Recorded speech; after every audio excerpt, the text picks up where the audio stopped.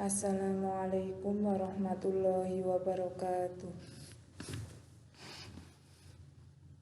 Bagaimana kabar anak-anakku hari ini? Semoga kalian semua dalam keadaan sehat walafiat dan senantiasa dalam lindungan Allah Subhanahu wa taala. Pertemuan mata pelajaran PAI pada pagi hari ini yaitu kita akan belajar bab 2 tentang menatap masa depan dengan optimis, ikhtiar, dan sifat orang yang memiliki harapan positif dalam menghadapi segala hal atau persoalan. Kebalikan dari optimis adalah pesimis. Orang yang memiliki sifat pesimis selalu berpandangan negatif dalam menghadapi persoalan. Jadi, kebalikannya ya antara pesimis dan optimis. Kalau optimis yakin kalau harapannya itu akan berhasil, akan tercapai. Tapi kalau orang pesimis, dia itu sudah ragu dalam menghadapi persoalannya tidak akan berhasil karena dia pesimis. Contoh sifat optimis, Raisa yakin dalam mengikuti lomba menggambar di tingkat kabupaten akan meraih hasil yang terbaik. Lah ini Raisa itu merasa yakin kalau dia itu akan meraih hasil yang terbaik. Berarti Raisa itu mempunyai sifat optimis. Kebalikannya, contoh sifat pesimis. Joni merasa dalam mengikuti lomba menggambar di tingkat kabupaten tidak mungkin bisa menang. Padahal belum tahu hasilnya seperti apa, tapi dia sudah ragu bahwa pekerjaan yang dilakukannya atau ketika Joni mengikuti lomba itu tidak mungkin bisa hasil. Sifat optimis dijelaskan dalam Quran surat Az-Zumar ayat 53. Bismillahirrahmanirrahim. Qul ya ibadiyalladzina asrafu ala anfusihim la taqnatu min rahmatillah. Innallaha yaghfirud dzunuba jami'a. Innahu huwal ghafurur rahim. Katakanlah, wahai hamba-hambaku yang melampaui batas terhadap diri mereka sendiri, janganlah kamu berputus asa dari rahmat Allah. Sesungguhnya Allah mengampuni dosa-dosa semuanya. Sungguh dialah yang maha pengampun, maha penyayang. Itulah Quran surat Az-Zumar ayat 53, ayat yang menjelaskan sifat Kemudian setelah optimis apalagi yaitu ikhtiar, berusaha bersungguh-sungguh untuk mencapai harapan, keinginan atau cita-cita. Ketika seseorang menginginkan sesuatu, maka ia harus berusaha atau berupaya untuk meraihnya. Contoh, orang yang ingin pandai harus berusaha dengan rajin belajar. Berarti dia ada usaha sungguh-sungguh agar orang tersebut itu bisa menjadi orang yang pandai, maka harus rajin belajar. Ada ikhtiar, bentuk usaha. Yang kedua, orang yang ingin memiliki tabungan harus berusaha hidup hemat atau mengurangi pengeluaran. Bentuk ikhtiar orang tersebut yaitu dengan berusaha hidup hemat atau mengurangi pengeluaran agar memiliki sifat ikhtiar atau berusaha itu dijelaskan dalam Quran surat An-Najm ayat 39 sampai 42. Bismillahirrahmanirrahim. Wa allaisa lil insani illa ma sa'a wa anna sa'yahu sawfa yura thumma yujzahul jazaa'al awfa wa anna ila rabbikal muntaha.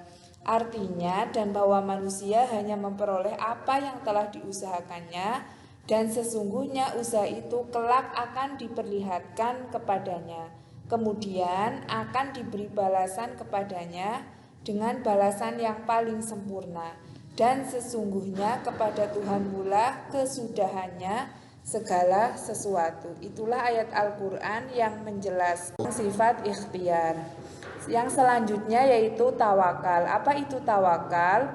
Berserah diri kepada Allah Subhanahu wa Ta'ala atas hasil usaha kita setelah berusaha dengan sungguh-sungguh berdoa. Contohnya, saat menghadapi ulangan, kamu sudah belajar dengan sungguh-sungguh dan menyelesaikan soal-soal dengan cermat dan teliti.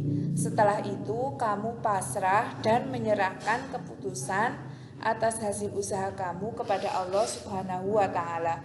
Berarti setelah kita usaha, kita belajar dengan sungguh-sungguh, kemudian kita pasrahkan kepada Allah, itu namanya tawakal. Berarti ada usahanya dahulu. Kemudian Quran surat Ali Imran ayat 159, yaitu ayat Al-Quran yang menjelaskan tentang tawakal. Bismillahirrahmanirrahim. Fabima rahmatim minallahi lintalahum walau kunta faddan ghalidhal qalbi lam faddu min haulik fa'fu anhum wastaghfir lahum wasyawirhum fil amr fa idza azamta fatawakkal 'alallah innallaha yuhibbul mutawakkilin. Artinya, maha disebabkan rahmat dari Allah lah kamu berlaku lemah lembut terhadap mereka. Sekiranya kamu bersikap keras selagi berhati kasar, tentulah mereka menjauhkan diri dari sekelilingmu. Karena itu maafkanlah mereka, mohonkanlah ampun bagi mereka dan bermusyawarahlah dengan mereka dalam urusan itu.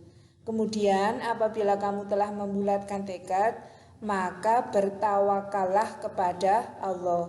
Sesungguhnya Allah menyukai orang-orang yang bertawakal kepadanya.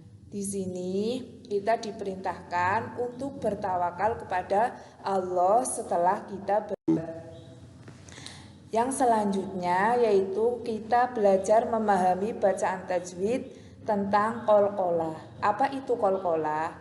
Qalqalah itu secara bahasa artinya memantul. Sedangkan menurut istilah, sebutan untuk hukum bacaan dari bunyi memantul, beberapa huruf hijaiyah yang mati atau dibaca mati. Kemudian huruf qalqalah itu ada 5, yaitu qaf, to, dal, jim, ba. Atau kadang orang menyebutkannya qadbu jadin atau toko. Kemudian qalqalah itu ada 2. Pertama qalqalah zuhra. Zuhra berarti kecil atau ringan. Qalqalah zuhra adalah bunyi memantul yang terjadi saat huruf qalqalah berharokat sukun. Dan bunyi huruf qalqalah yang